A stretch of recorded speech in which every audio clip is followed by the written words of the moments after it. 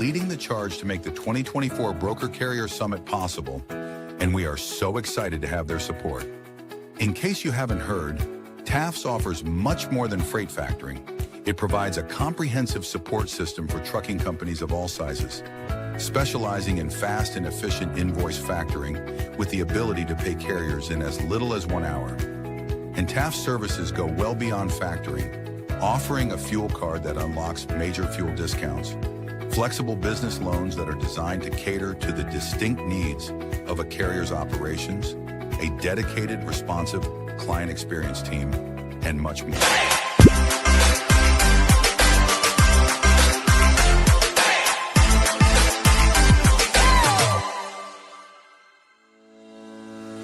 Black Box Logistics is a 3PL freight brokerage based out of Birmingham. Alabama Black Box Logistics was formed in 2020 by 3 friends, Logan Dyer, William Graves, and Will Hopkins, in a basement office with the goal of bringing transparency around the clock communication and hassle-free customer experience to the table.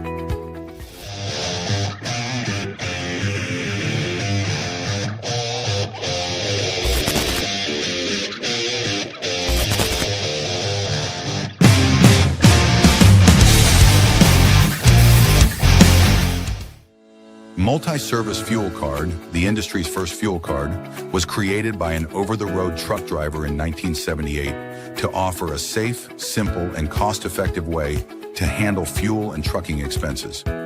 Initially, it addressed safety concerns of carrying cash on the road. Today, it combats advanced fraud with best-in-class technical and personal support.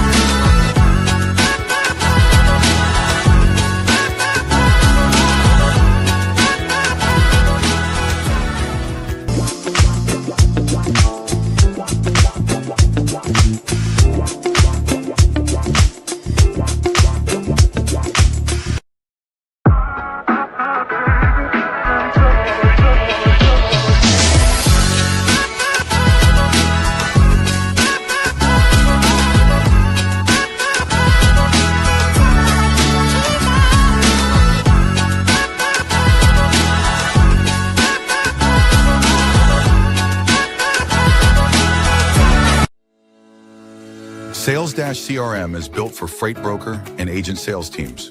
Manage your shipper prospecting and follow-ups. Organize your carriers in the lanes they run.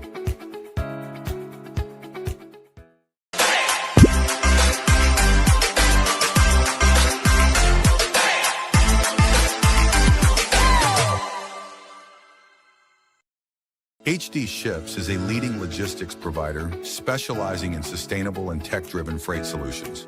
With hubs in Reno, Phoenix, and London, we deliver comprehensive services, including full truckload, expedited cross-border, and intermodal freight. Leveraging proprietary technology, we offer 24/7 tracking, real-time visibility, and advanced automation to ensure safe, compliant, and efficient transportation. Our commitment to sustainability enables clients to offset emissions through carbon credits, aligning logistics with environmental goals. At HD Ships, we prioritize transparency, reliability, and exceptional customer service, empowering clients to achieve seamless, sustainable logistics solutions worldwide.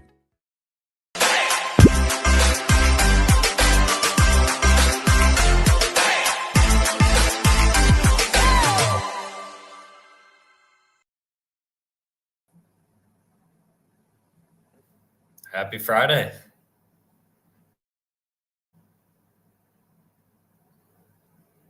Sorry, I actually muted myself. I was going to ask, where are you joining us from? Oh, I knew you were going to start with that too. That's probably why you're muted. You're so excited to ask that question. Well, I was in Latin America. Yeah, I was trying to figure out if I should say hola or not. Yes, I am in Latin America right now. Gorgeous weather, 80 degrees and sunny. Can't complain. Yeah, man, that's tough. Some of us are in the office, unfortunately. Well, you'll survive. Birmingham's a nice city, but I'm pumped for today's show, though, man. No, we both met Brooke and George. I've met George before. I met him for second or third time down at Broker Carrier Summit. I met Brooke for the first time, and they were one of our longest sponsors, so it's gonna be fun to have him on the show. Yeah, no, 100%. I'm looking forward to it as well.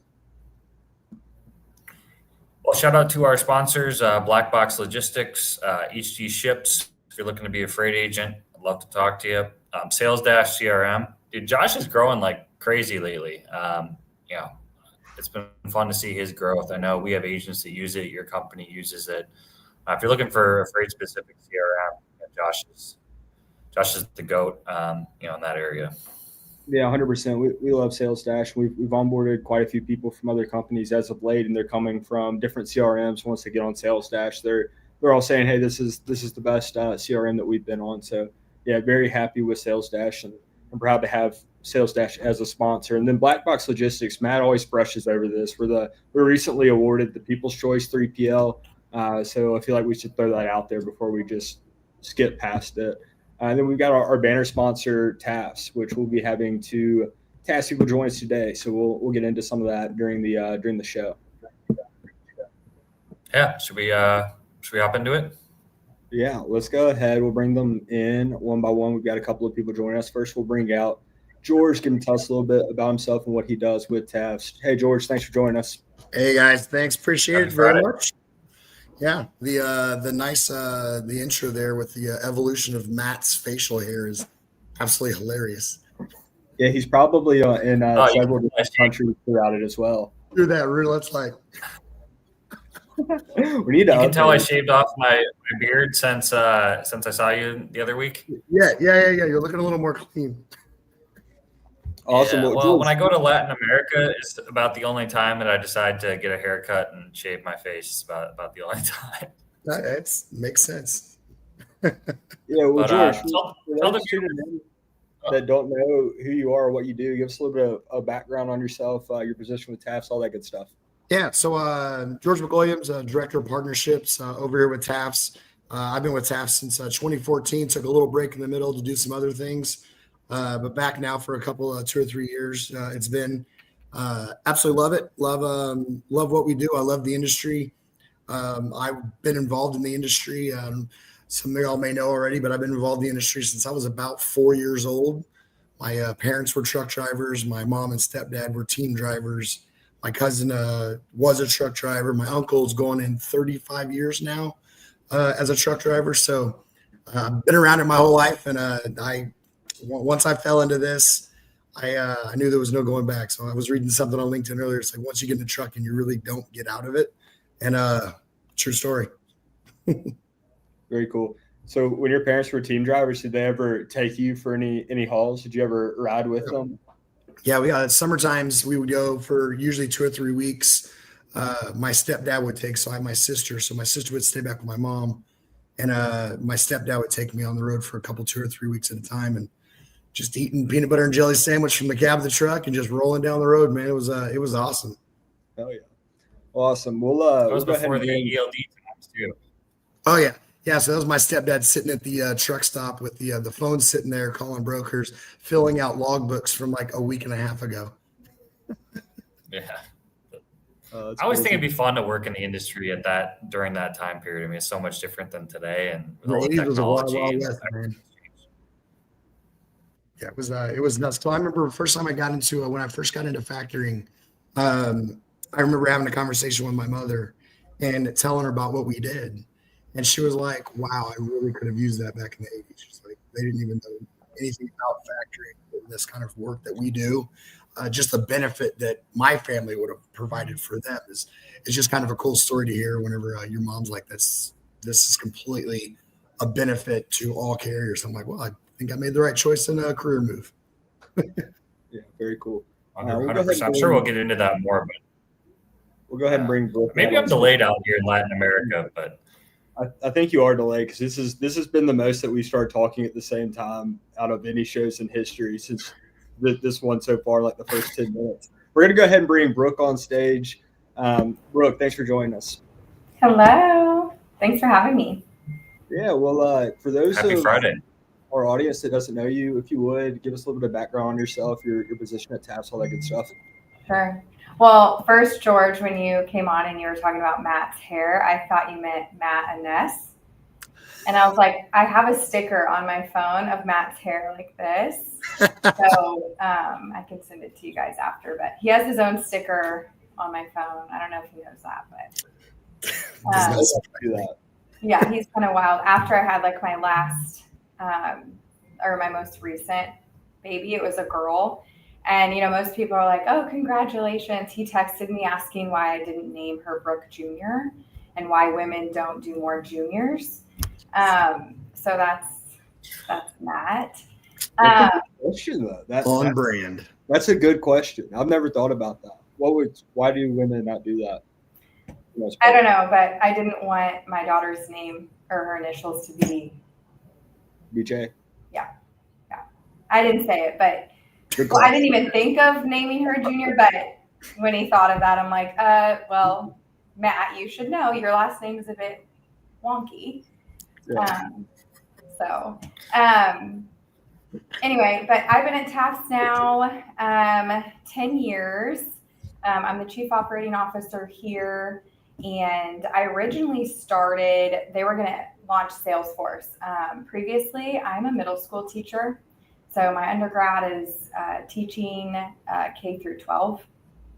And they actually wanted a teaching background to come in and teach adults how to use Salesforce, which teaching adults is harder than middle school kids. I will tell you that. Adults don't usually like change. So I kind of got my foot in the door, and like George said, I'm roped in, not getting out. Yep. So that's an interesting progression, right? So teaching background to COO of this very large factoring company. But what I do want to get you to repeat is that you said that teaching adults is significantly harder than teaching children. Yeah, there's just there's more excitement with children, right? So like the eagerness and the wanting of the change and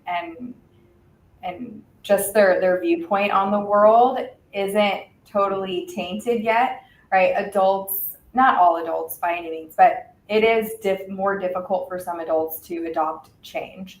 And it was really hard for me. I mean, I was at the time 25, never been in factoring, and they hire me, and now I'm teaching people how to work a new product that have been with TAFS for 8 years. They look at me like I have 10 heads. Like, who are you? What do you know?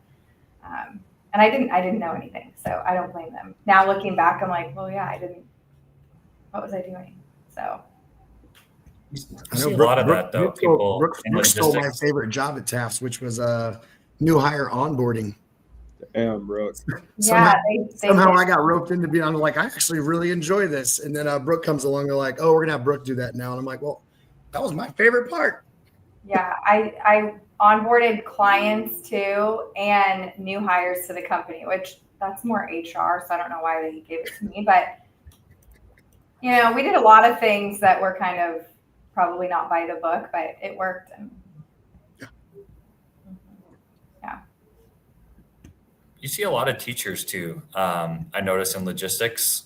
There's one she commented on my LinkedIn post the other day. She works for a freight tech company, and I've seen a couple other people talk about that as well. So there's got to be a lot of correlation, I think, between teaching that makes. I think you have to be really patient, obviously, as a teacher, and there's a lot of patience needed, dealing in our crazy, wild industry. So it's interesting that you came from that background. Yeah. And I mean, I knew I wouldn't always stay in teaching, even if I didn't go down the path of TAFS, but I figured I would go into like admin or some type of like leadership role is what I really wanted to do. And honestly, like my job here is so easy because I work with really good people. Like I think about like what I would be doing if I wasn't in transportation, and I probably would enjoy just about anything as long as I work with good people. Because I mean, it makes all the difference. Yeah, that's a good point. I would say that most adults, right, are basically just big kids. And teaching them, training them can be quite difficult. So I'm sure that some of those strategies or whatever you learn in teaching come in handy, and you probably use a lot of that, which is nice. A lot of stuff that I learned in school isn't very relevant at all Totally. to anything I do. But I can say some random phrases in German, so that's pretty cool. But other than that, my schooling wasn't very useful in my career. Yeah. Yeah. And like, I'm just a big believer that school isn't for everybody, right? Like, I love school, love it. Like, I love reading, researching, writing, all of that. But some of the most successful people I know barely graduated, high school. And so it has nothing to do with your ability in school. It's really your work ethic, and just finding that niche and what you're passionate about and what you like doing. It's just because you're good at something doesn't always mean you like doing it. So 100%. Maybe just to kind of start off, because there might be some of our viewers, I think there's a lot of misconceptions about factoring out there. There's some people who, don't like factoring. There's other people who see the importance of it, like obviously, us on the show, but maybe kind of just start with, I don't know if George or Brooke, who wants to hit, what are some of, the common misconceptions you guys see of factoring? Like what's a better, overview of just factoring as a whole? So 20 years ago, factoring was absolutely the F word. And then it slowly, I would say the past 5 years, has been more mainstream of a real value add service. And I think the problem and the misconceptions that people had is that if I need factoring, therefore I'm broke. And that's not the case, right? It's a tool that you can use in your industry and your business to be able to have cash flow readily available to be able to do the things you need to do, whether it be grow or just keep trucks on the road in general. And so I think that's where that mind shift has come from, is brokers understanding, shippers understanding, and then trickling into the carriers understanding that factoring's not for a broke company. Factoring's for all companies. And that's really what I've seen over the course of the past 10 years, is that shift of I can get factoring and no one's going to look at me like I don't have any money or like I'm a dead carrier. Like I'm alive, I'm thriving. I use factoring as a service and a tool for my cash flow needs. And then obviously with the other benefits that you get from it. But that overall has been my biggest thing. Brooke may have seen something a little bit different. But that's been my perception of how things have changed. yeah, probably more of like the negative viewpoint that I get is more of I've heard clients say like, oh, you guys are ripping me off, or you're trying to hold my money, or you guys don't want to help me. And we also understand the role that we play, right? When we're in holding somebody's funds or essentially in charge of their paycheck, I mean, we put the clients and the carriers in a really vulnerable position. I mean, how frustrating would it be if you think you're going to get paid today and then all of a sudden you don't, because you find out your factoring company was short paid by a broker? I mean, we understand the gravity of the situation. But I think us putting our faces out there and giving that more human touch also, it does us no good to upset our client, right? If we didn't lose clients, we would be the number one factoring company, right? So it costs us more to lose a client and have to go and make up for a new one.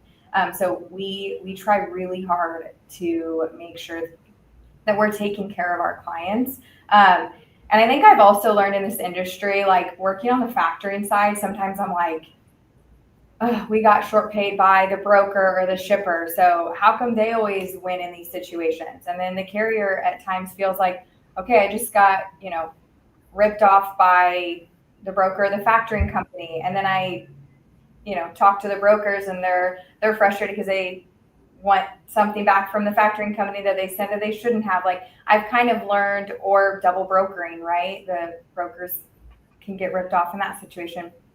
So what I've kind of learned is that everybody in the industry is taking hits somewhere. So it's not just one person winning in all areas. And for a long time, I had the mentality that we're always losing money. And that's not the case. We're all losing a little bit somewhere, unfortunately. So that's kind of. What have you guys seen on the factoring side over the last several years and kind of the soft market we're seeing, both asset companies and broker companies struggle? Are you seeing more companies reaching out for factoring? Are you seeing people getting away? Any kind of trends there that you might be privy to that we don't see from the outside? Good, Brooke. Well, I was going to let you go because you're more on the sales side. I see what trends use.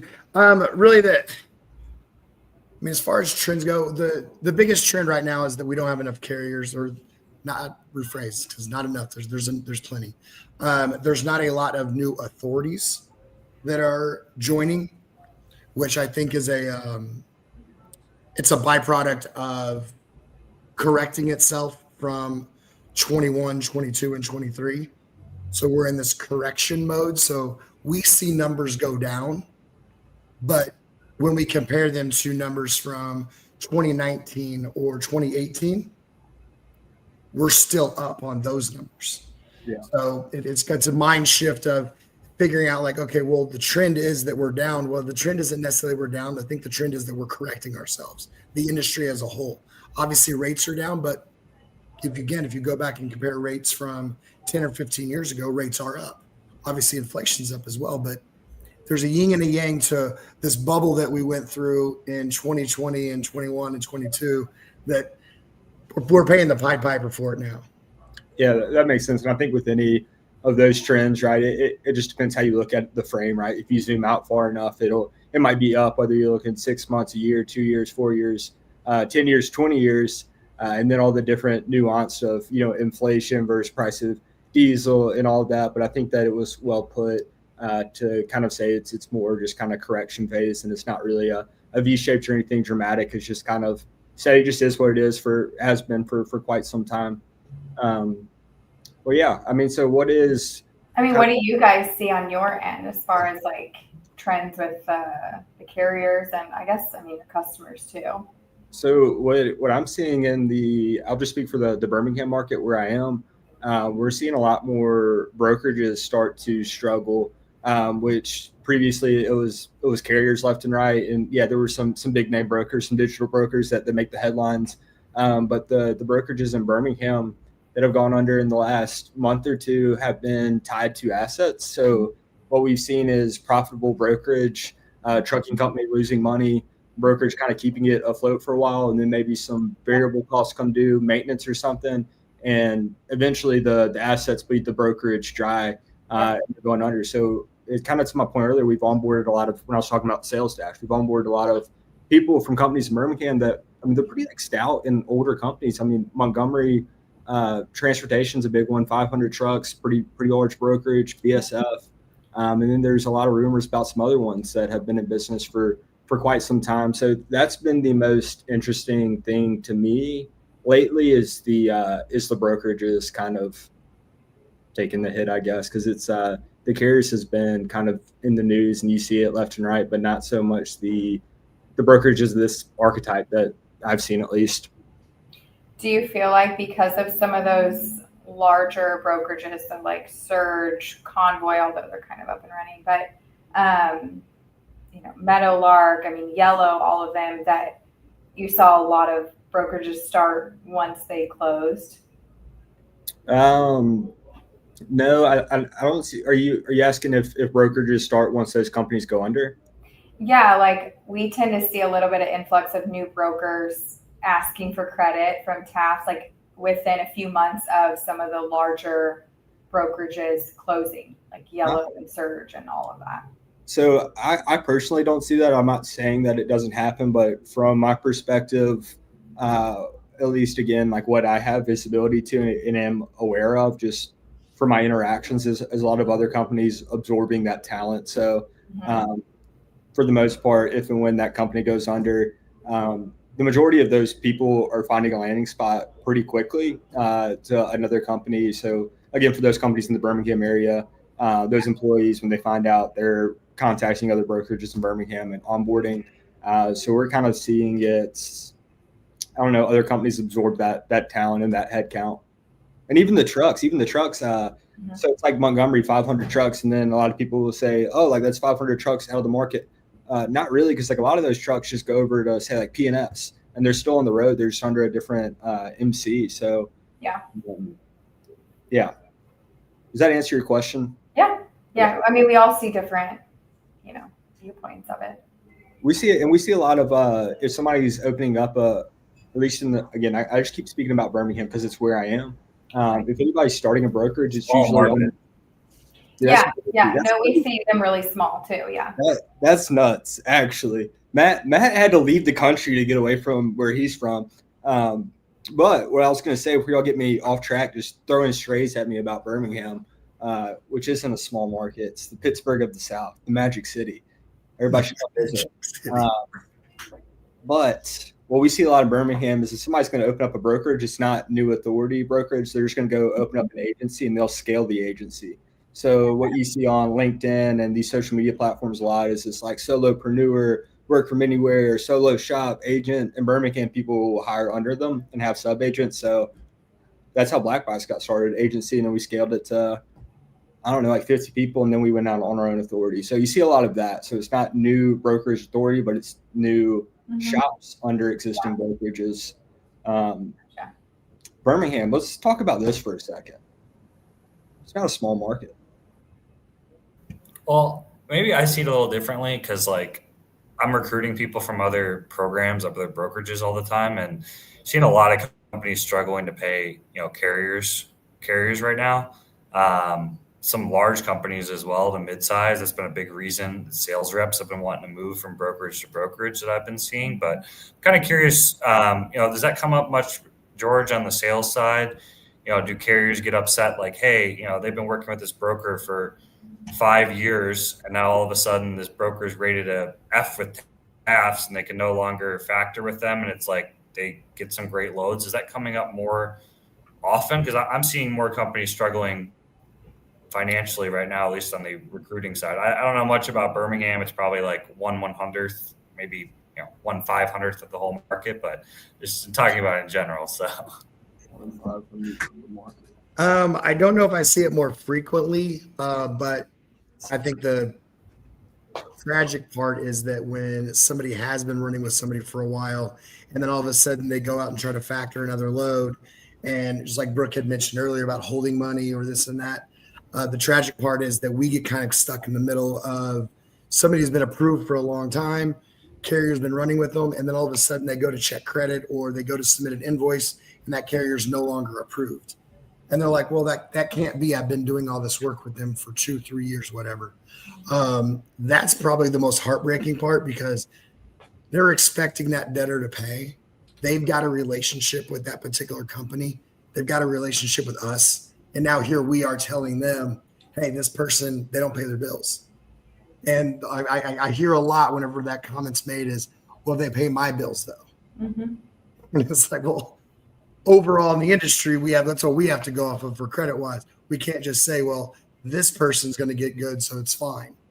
So that's where the hard part comes in because you do feel for the carrier, but the business is what the business is, and when brokers stop paying, it causes a rift in the whole entire cash flow stream. I don't know if I see it more, Matt, but I will say when it's a large brokerage, it feels like everything's on fire because it affects so many carriers. Like I just had one recently, can't name who, but their pay terms, basically their pay terms, because we track that, were rising and rising. And they were like, our customer is taking longer to pay us, which we're fine with if the situation makes sense. But they kept rising and rising. And finally I said, okay, well, we need to see the financials if we want to keep your line of credit open with TAFS. And they sent over financials. They did not look good at all. But I signed an NDA, right? So I also don't think it's fair for me to call our clients and say, hey, don't haul for them, right? I would you guys calling the carrier saying don't factor with TAFS. Right. And so it does put us in a really awkward position when I'm like, well, I don't know how the company's going to make it with the financials I just saw, but I can't really tell you that. So I have to leave you in the dark and I have to deny credit. So I have to be really strategic when I deny credit and how we're going to, especially for a larger brokerage, how we're going to let our clients know. Because it also causes them to panic too. So just like Will showed, it feels like everything's on fire, and that's like for a few days until it kind of settles. So I don't know if I see it more. It's just when it does come up, it's a big deal.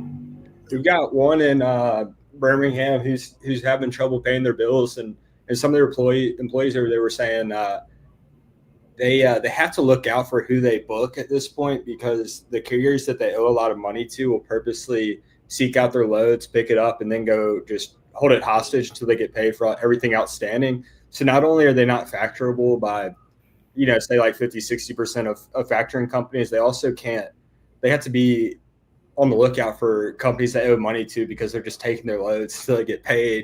And it's just a bad deal all around. I do want to ask you guys, what happens? I understand there's going to be some nuance maybe to the answer, but say brokerage goes under, they haven't paid carrier, so carrier technically owes them, and then the carrier then goes to bill the shipper for the outstanding loads that they hold. What should the shipper do in that situation? Should they pay the carrier, or should they not pay the carrier and wait for all the, like the bankruptcy proceedings or whatnot? Because technically they booked the load with the broker, not the carrier, but are they on the line for that carrier payment? That gets really messy. Yeah.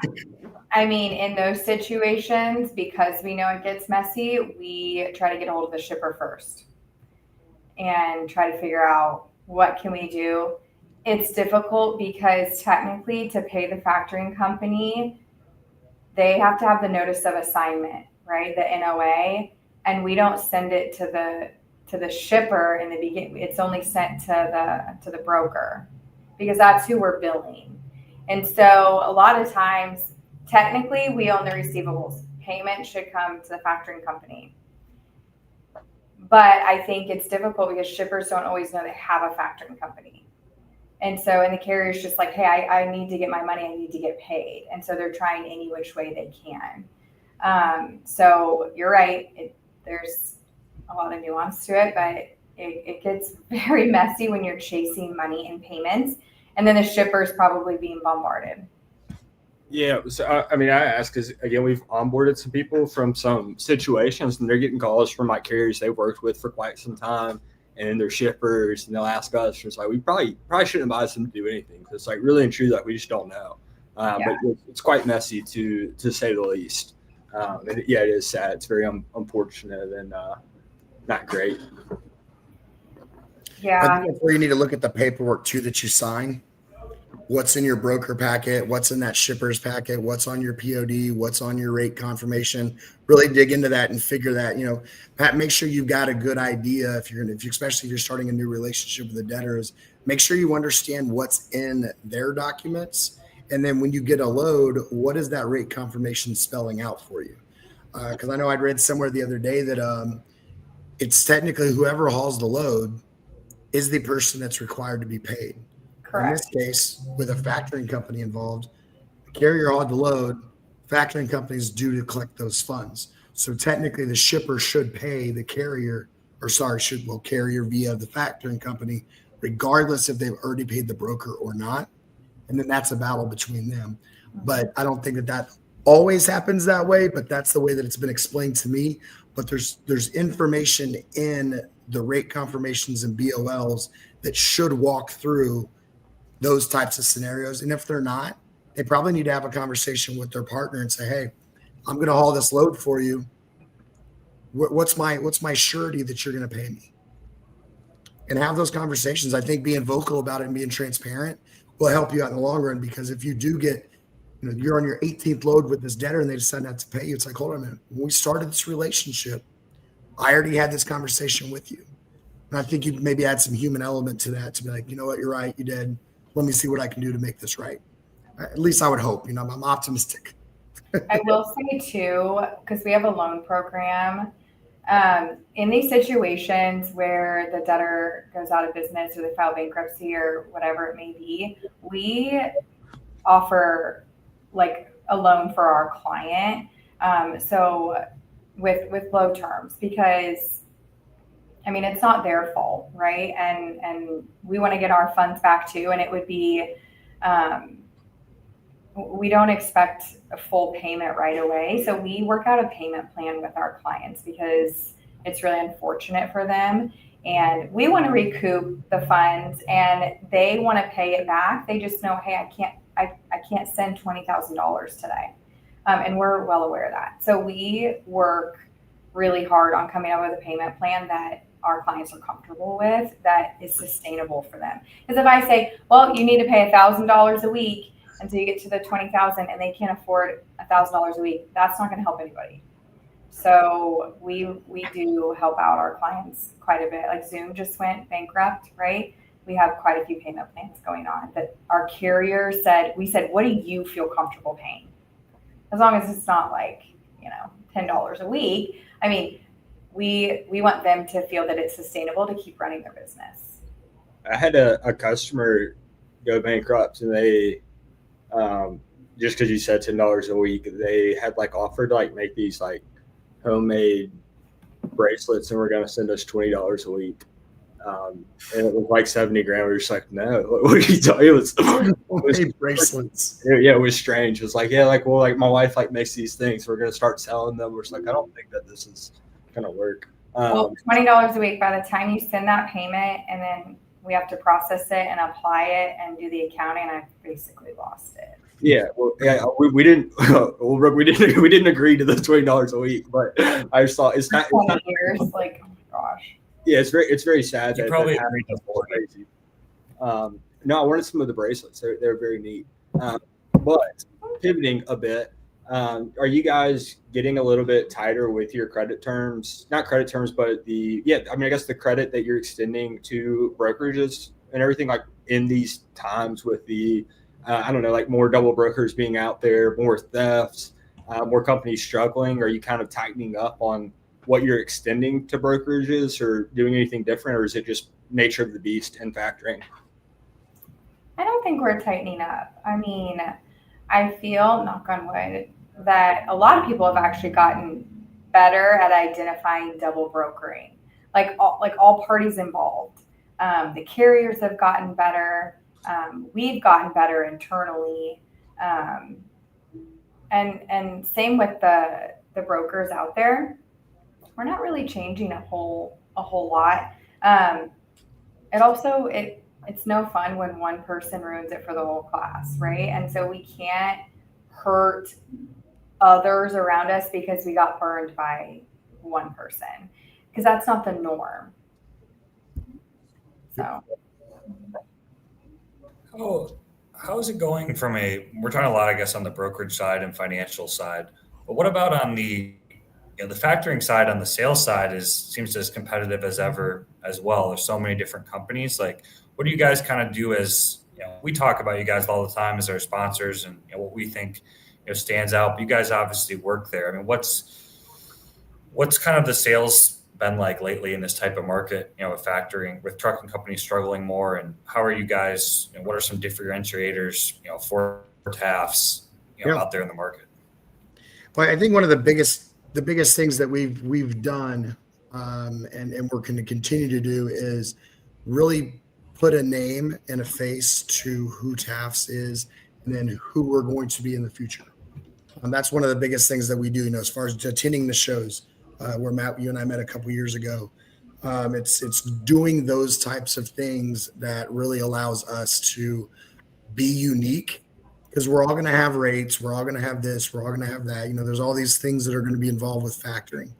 If we can be the best at our services that we can be, but also be personable and transparent in what we do, building the relationships and the partnerships, I think is truly the most beneficial thing that we have done over the course of the past 10 years, versus maybe some competitors that are really strictly a numbers game. It's not about the relationship. It's more about the numbers.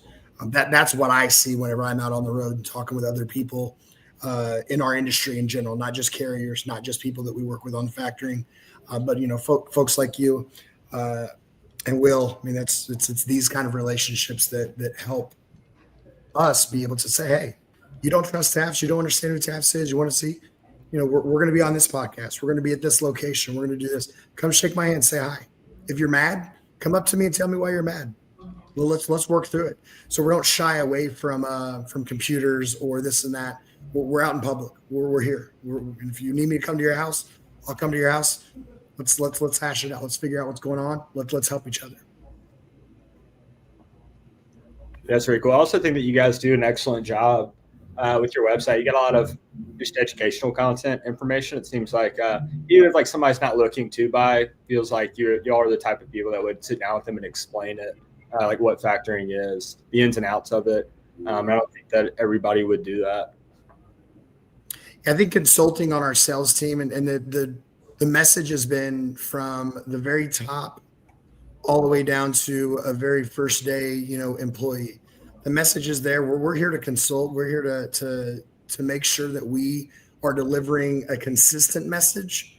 So whether it be me on here or Ryan or Jeremy or somebody else in our office in a leadership position, you're going to probably get a roundabout way the same exact message that I'm giving you right now, which is we consult. We don't teach our salespeople to sell per se. We teach our salespeople to talk to carriers, to get to understand their business, find the need, consult with them on, hey, here's what I see in the market, here's how things are going, and then work on, if there's an opportunity there, work on getting them set up for our factoring services.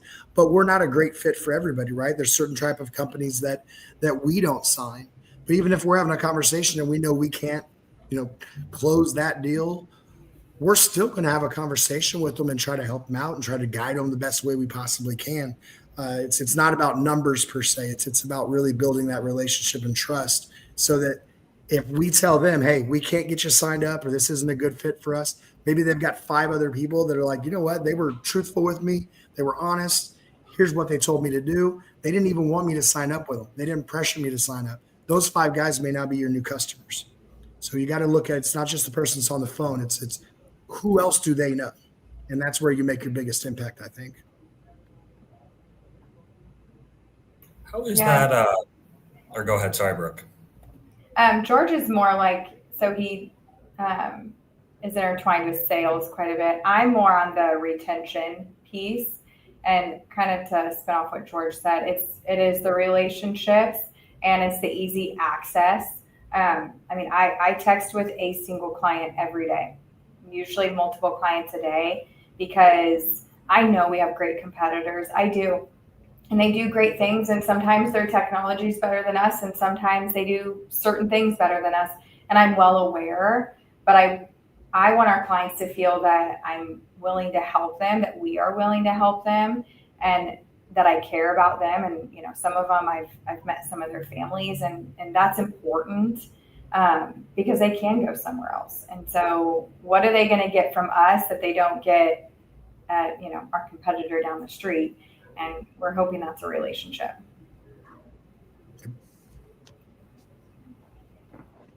I know we talked about this a little bit at the Broker Carrier Summit regarding, kind of just how it is in sales in general. Like, is there a balance, too, as you see this in brokerage, on the split model as well, you see this in freight tech between sales reps and then the customer success team.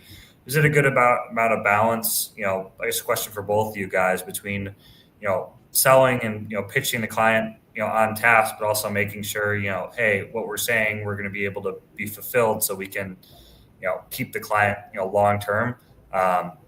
Is that something you see a lot in the factoring industry, maybe from competitors too? They make a bunch of false promises to a big carrier, and then the big carrier, none of it comes true, and then they want to, leave to come to TAFS. I guess maybe a question for both of you guys, maybe if you want to hit on.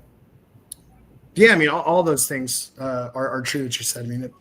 If you're not transparent and you're not upfront about what you can do and what you can deliver, and you're only out to get a sale, eventually some point in that relationship, and probably the first 6 months, something's going to happen and you're going to get called out on it. So I used to tell people whenever I was when I was a sales account manager, when I first started, I used to tell the clients that I would sign up, I was like, look, the one thing I don't want to do is tell you something right now, and then in 3 months have you screaming at me just so I can close the deal. Like, that's not, I don't operate that way. And we try to make sure our team, but the people that come over to us on the buyouts, it's almost always because they didn't either understand or they weren't communicated with about a certain process or processes, and it gave them heartburn for their business. So one of the great things that we do is whenever we are talking with somebody that wants to come over from another factoring company, is we dig in, figure out, okay, what is the challenge? What are the issues that you're having? Why is it that you want to leave? Because if it's a verification thing, or if it's a processing thing, or a website thing, or an app thing, okay, which thing is it? Because if ours is identical or our processes are similar, you're going to have a bad experience with me too. So how can I figure out what the issue is and the challenges? And then before we sign you up, we then go to our operations team, which is the nice thing about our sales and operations. We work very closely together. You know, I can go to Brooke, I can go to our other operations managers and say, hey, here's what's going on. Where do you think our holes in this are going to be, right? Because I'm not an operations professional. I leave that to the experts. So that's where I'm like, I'll get the information, present it, and then allow our team to say, okay, here's what we can do, but we're going to fail on this too. So make sure they understand that this piece, it's not going to work either way. And then you present that with them and you say, hey, look, if you want to come over, I'm happy to have you. This piece is going to be always the same way, but the rest of it, we can probably have a better client experience for you on. And then leave it up to them on whether or not they want to make that transition. But I think that's the biggest part of it, is just being open and honest with people and really getting to understand their business is the strongest part of the relationship that we can have with our carriers or with our broker partners. That's cool. It sounds like more of a consultative approach rather than a hard sell gotcha type thing. Oh, yeah. I've never sold a factoring contract a day in my life. I've provided a lot of benefits to a lot of people. I've never sold anything. I've just provided benefits and they've agreed to sign on. Yeah, it's well put. It sounds stupid or cliche, but I'm like, that's truly how I feel. I wouldn't have done this business and I wouldn't have stayed in as long as I had if I thought I was just selling just to sell. Yeah. That makes sense. No, I don't think it's cliche. I think it's a breath of fresh air, really, to look at it through that frame and perspective. Even to your point earlier when you described the business to your mother, who then said, you know, this would have been great for us to have back in the day. So, no, I think that's very organic and just real. So, no, I appreciate your take on that. Matt, I know you've got a hard cutoff, guys. So, I guess if there's any final things that we want to get into real quick, I think we got to be done within 5 here. No final takes, nothing. I mean, you guys should come up to Kansas City for a Chiefs game. Right? We would if we ever got about. Actually, I came to a Chiefs game with Matt and JJ. I was up at the TAFS Yeah. last year. That was what, 2 years ago? 1 year ago? That was actually about exactly a year ago. It was, Yeah, I thought that was last year that I saw that you guys went to that. Yeah. No, I'd like to get back up there if I ever get an invite. Tell Matt when you guys see him to invite me back up there. Yeah.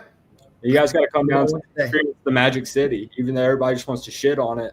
It's a great town, great city. I've been to Birmingham one time. Well, let me tell you, sorry. I've been to Birmingham once. I was 21 and I traveled for a mutual fund company. I did internal audits, like SEC audits. So I go through paperwork. It sounds cool, but no, you're literally just sitting there going through desks of paper and paper and paper. Sounds awful. The cool part about it is I was 21 and they gave me a corporate card and said, go travel the country. That was awesome. But I went to Birmingham and I distinctly remember this just because it was so hilarious that I go to this mutual fund office, which is a little small 2-person office, do my job.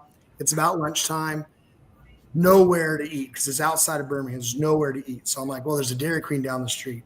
Well, the only rental car that Enterprise had was a ginormous brand new Cadillac.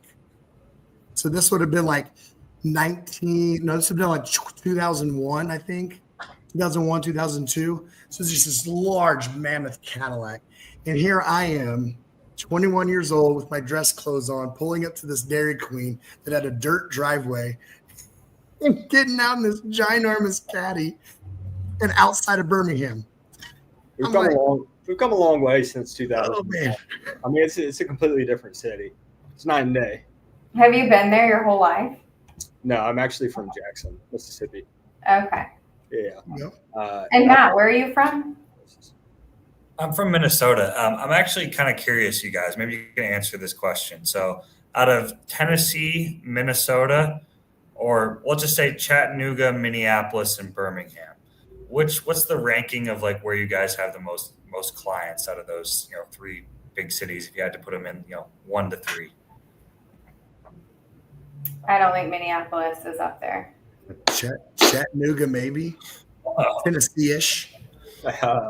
I don't see a lot of Alabama carriers. At least Chattanooga beats Birmingham. Maybe not Minnesota, but at least Chattanooga does. Yeah, we don't have a lot of Minnesota carriers. We don't have a lot of Minnesota partners either. We don't have Tennessee probably. There's just not a lot in Minnesota or to do in Minnesota. Mm-hmm. Why would you go to Minnesota? Target, General Mills, there's some big shippers headquartered there, Will. But Are you still living in it's Minneapolis? No, Matt's I'm living in Tennessee now, but I'm in Latin America at the present Yes, moment. So I think I spent 5.5 months last year in Latin America. So Do you have a ticket where I live back is kind or of no? yeah. You have to have a ticket back here for where I'm in. When you enter Okay. the country, you have to have a ticket back. But I mean, when I come back, I could obviously extend that or come back earlier. But Yeah. we've enjoyed having you guys on. We look forward to seeing Yeah. you guys again in the future. And this hour kind of flew by. It really did. Yeah, appreciate the time, guys. Hey, if anybody wants to get in touch with you guys, talk factoring or anything else, where's the best place for them to find you? LinkedIn. Awesome. What's up? George McWilliams on LinkedIn. G McWilliams at TAFS. Good deal. All right. Well, thanks, guys. Yeah, appreciate you making time for us this afternoon. And yeah, we'll talk soon. Hey, appreciate you guys. Thanks, guys. All right, dog. That was fun. We missed the question there, but maybe we can send that to Brooke and George to answer. But there's a question that came in at the end. But yeah, shout out to our sponsors, Black Box Logistics, as Will says, the people's choice. That is debated if you ask other people in the industry. HG Ships, if you're looking to be an agent, reach out. TAFS, we just had them on. They're a banner sponsor. Great people, as you can see. And Sales Dash, the OG, Will's company uses it. We use it. We have agents who use it. Great freight-specific CRM. And yeah, we'll be back next week. So technically, just throwing this out there, everything is debatable. Just saying. All right, we'll be back at it next week. One of those guys who's debating if the sky is blue. I'm at.